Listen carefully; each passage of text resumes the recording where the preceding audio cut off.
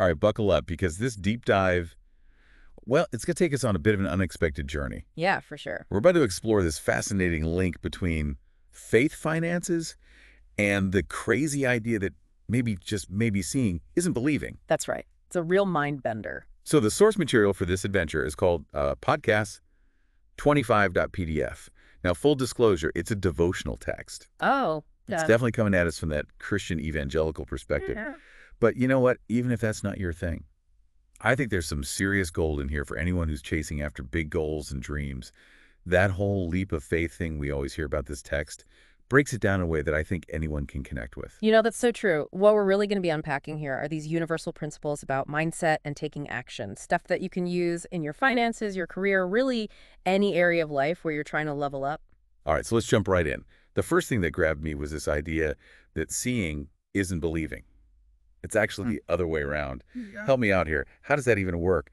Well, you know that saying, seeing is believing. This text is like, hold up, not so fast.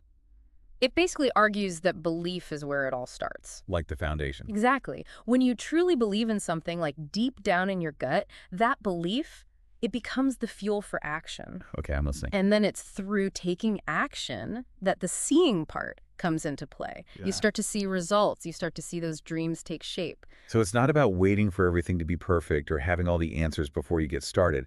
It's about taking that first step, even if you can't see the whole staircase. You got it.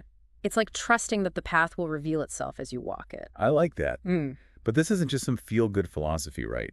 We see this playing out in the real world all the time. All the time, especially in the world of money. Think about those entrepreneurs who launch businesses with nothing but an idea and a whole lot of passion. They don't have a guaranteed outcome, but their belief in their vision, it pushes them forward. It's like they're betting on themselves. They're saying, I believe in this so much that I'm willing to put everything on the line. Okay, I'm starting to see the practical side of this. Yeah. But the text takes it even further, right? Yeah. It brings in the story of Abraham. Yeah, Abraham's story in the Bible, it's like the ultimate example of taking action based on faith before you have all the answers. I mean, he's told to leave everything he knows, his home, his family, and journey to this new land. With like no GPS, no Google Maps. No map, no guarantees. He's literally stepping into the unknown just because he believes in this promise. Talk about a high-risk investment strategy. Right. But I think the real lesson here, it goes beyond just blindly leaping into the void. It's about having that deep-seated conviction that something bigger is guiding you. So in a way, it's like having that unshakable faith in your financial goals, even when your bank account might not reflect it yet. Exactly. It's like you've got this diploma of your dream financial future out there, you know? You can't physically hold it yet, but it exists. And all the steps you take towards financial literacy, budgeting, investing, all those things are like you're mastering the skills you need to graduate to that level. I like that analogy a lot. Actually, this whole idea of seeing isn't believing, believing is seeing, it's starting to click for me. And you know what? It's not just about money. It could apply to any area of life where you're trying to achieve something big. Totally. Whether it's starting a business, writing a book, or even just learning a new skill, it's about having that belief and letting it drive your actions. So let me throw this out to you, the listener. What's that unseen goal that you're holding on to? You know, that thing you dream about but maybe haven't fully stepped into yet? What would it look like to really embrace that belief and let it guide your actions today? Just something to think about. That's a great question to ponder. And, you know, the text doesn't stop at just believing. It goes on to talk about how we actually put that belief into practice. Okay, now I'm really intrigued. But before we dive into that, we've got to address the elephant in the room, or should I say the uppercut in the room. You're talking about that 2025 uppercut arise phrase. Yeah, that one. It sounds like something out of a video game. It definitely caught my attention, too. That's for sure. You know, it's open to interpretation, but to me, it really speaks to that fighter spirit we need when we're going after our goals. Especially when it comes to finances, there are always going to be setbacks, challenges, things that try to knock us down. So it's like having that never give up attitude, Yeah. that resilience to bounce back from those hits and keep moving forward. It's exactly that. It's like saying, hey, I'm not just going to sit back and wish for things to happen. I'm going to make them happen. And that's a message that resonates no matter who you are or what you believe. And it seems like the text provides some pretty specific advice on how to cultivate that uppercut mindset, right? It does. It talks about being really intentional about the choices we make, about choosing the right opportunities, and actively combating those negative thoughts and obstacles that try to trip us up. Okay, now we're getting to the good stuff. Let's break down those strategies and see how they can help us all level up our financial game. But we'll have to save that for the next part of our deep dive. Welcome back. It's been really interesting diving into this text podcast 25.pdf. I know, right? Who knew that faith and finances could have so much in common? Seriously, and this whole idea about being a result of belief, not the other way around, it's a real game changer. Totally. It's like we said before, it's more about trusting the journey and taking action based on that deep down belief, even when you can't see the immediate payoff. Absolutely. And that brings us to another point that really stood out to me from the text.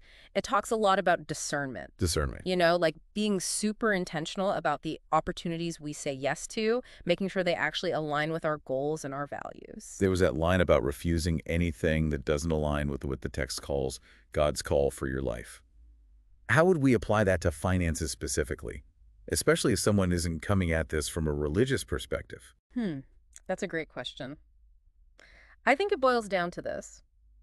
Just because something looks shiny and promising doesn't mean it's the right fit for us. So even if something seems like a good deal or a quick way to make money, it might not actually be helping us reach those long-term goals or even align with what we truly value. Right. It's like having the wisdom to say no to the things that might sidetrack us, lead us down a path that doesn't actually lead to where we want to be.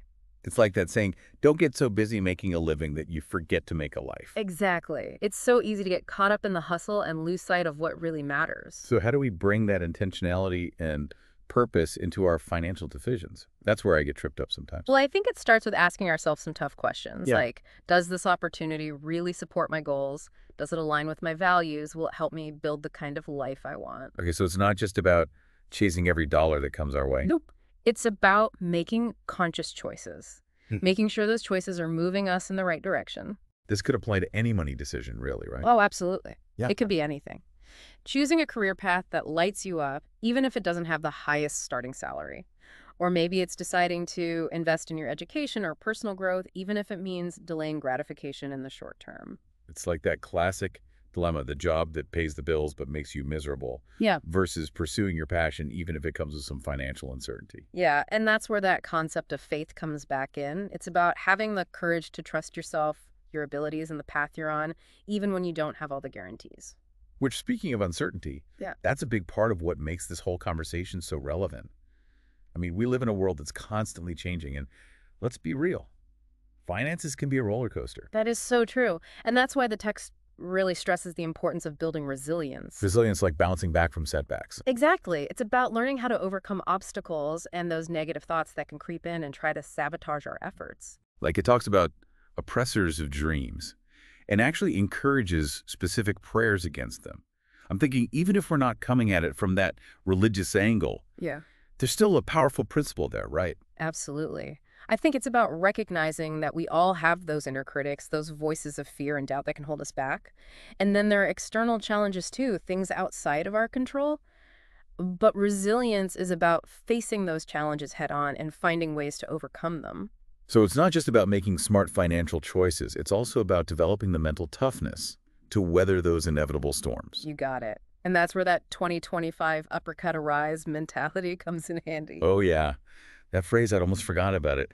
It's such a powerful image, though, like a fighter stepping into the ring ready to take on whatever comes their way. It is. And to me, it speaks to that unwavering determination we need to cultivate, that I'm not going to let anything stop me attitude. It's like having that inner fighter always ready to defend your financial dreams. Exactly. And that leads us to another really important concept from the text. The idea that action is the ultimate proof of faith. It's not enough to just believe in something. You have to put that belief into action. All right, we're back for the final round of our deep dive into podcast 25.pdf. It's been quite the journey, hasn't it? It really has.